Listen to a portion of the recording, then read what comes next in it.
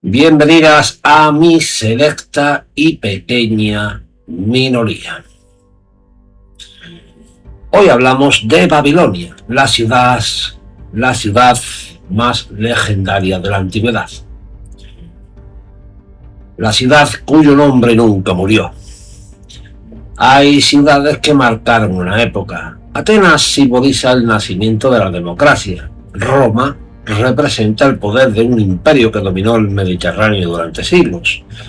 Constantinopla fue el puente entre Oriente y Occidente.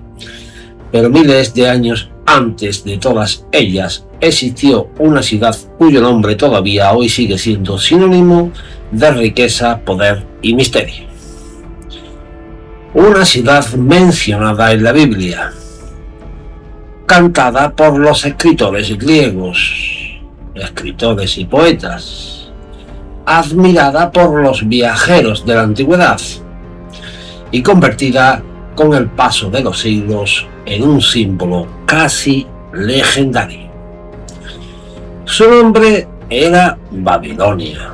Sin embargo, la ciudad que llegó a convertirse en la capital del mundo antiguo no nació siendo un gran imperio. Durante mucho tiempo fue apenas una pequeña población levantada junto al río Éufrates, rodeada por otras ciudades mucho más importantes. Entre ellas hemos hablado en vídeos anteriores de una de esas ciudades, que es Uruk.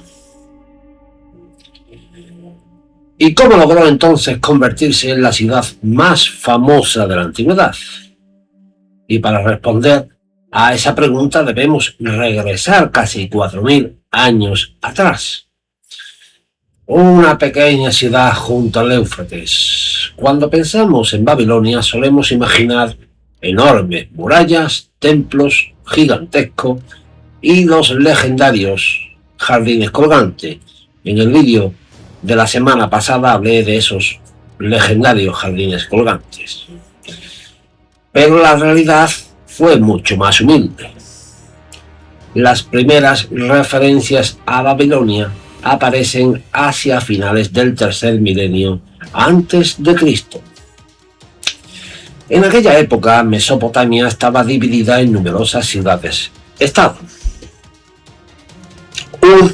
Uruk, Lagash, Nippur, Kish y Eridu. Cada uno poseía sus propios gobernantes, templos y divinidades protectoras. Babilonia era apenas una ciudad secundaria situada en la Baja Mesopotamia, en un lugar privilegiado junto al río Éufrates. Y aquella posición resultaría decisiva. El río era la gran autopista del mundo antiguo. Por él circulaban embarcaciones cargadas de cebada, lana, aceite, madera, cobre y piedras preciosas, procedentes de regiones lejanas. Los canales conectaban los campos de cultivo con la ciudad. Las mercancías llegaban constantemente a sus muelles. Poco a poco Babilonia comenzó a enriquecerse. No gracias a las guerras, sino gracias al comercio. Su posición geográfica permitía controlar importantes rutas comerciales que unían el sur de Mesopotamia con Siria y Anatolia. La ciudad crecía lentamente. Todavía nadie imaginaba el papel que desempeñaría siglos después. Los amorreos. Hacia comienzos del segundo milenio antes de Cristo, Mesopotamia atravesó una etapa de profundos cambios.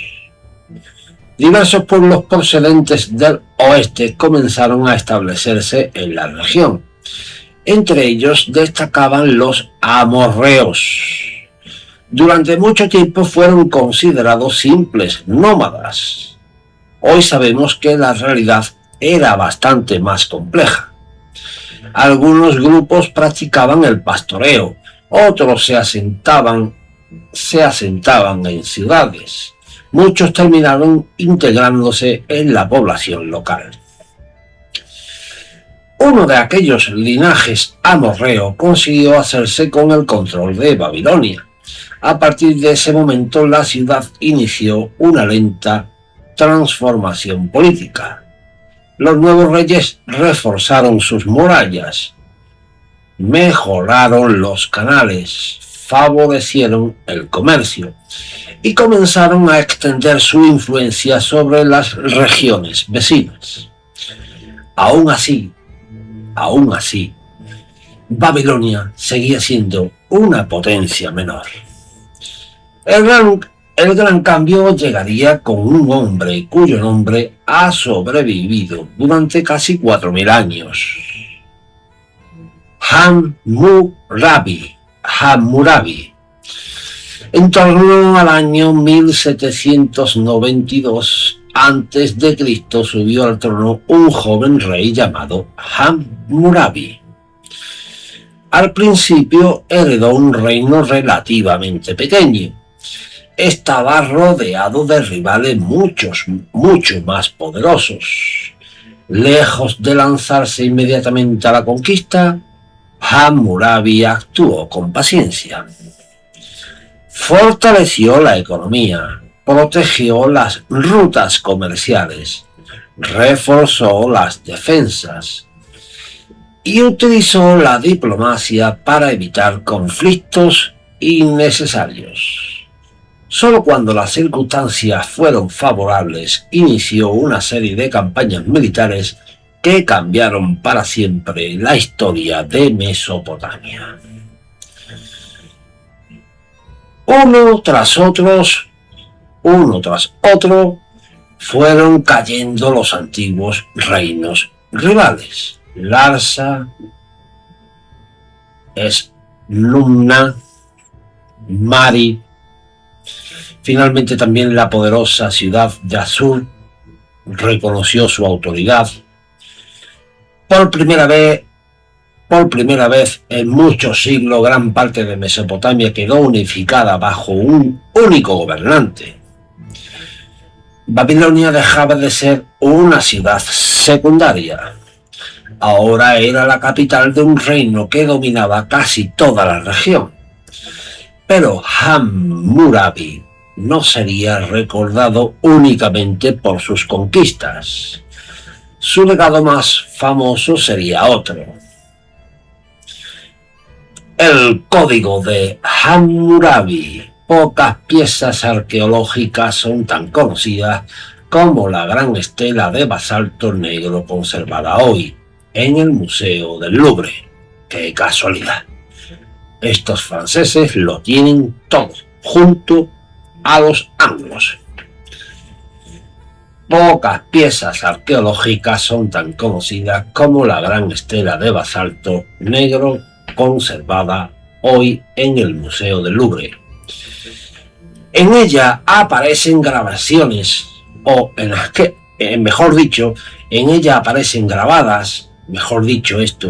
en ella aparecen grabadas casi 300 disposiciones legales escritas en lengua acadia mediante caracteres cuneiformes.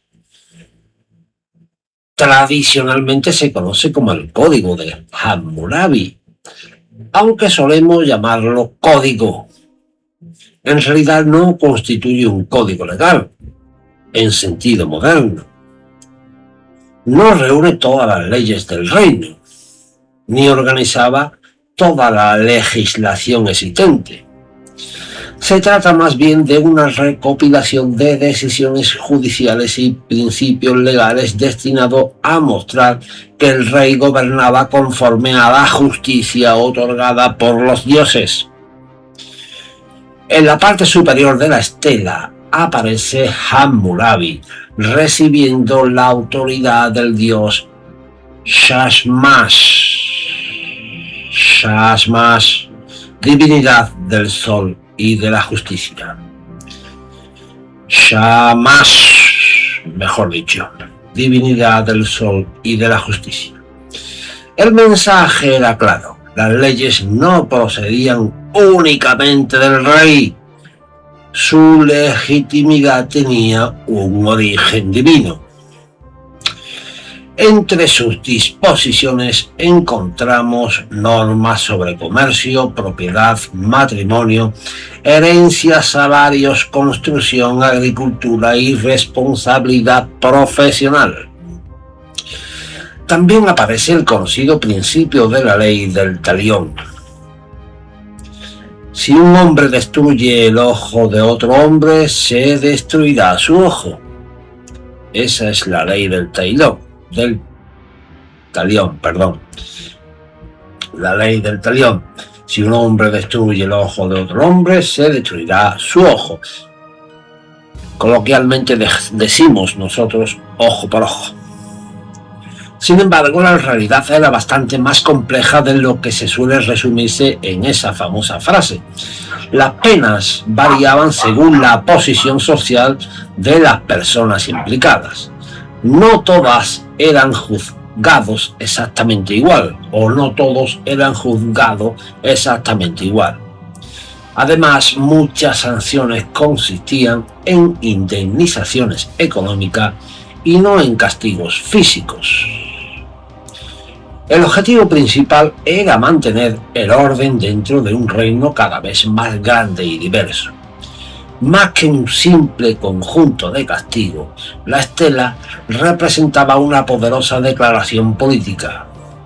Hammurabi quería presentarse como el garante de la justicia, el rey elegido por los dioses para proteger a los débiles frente a los poderosos.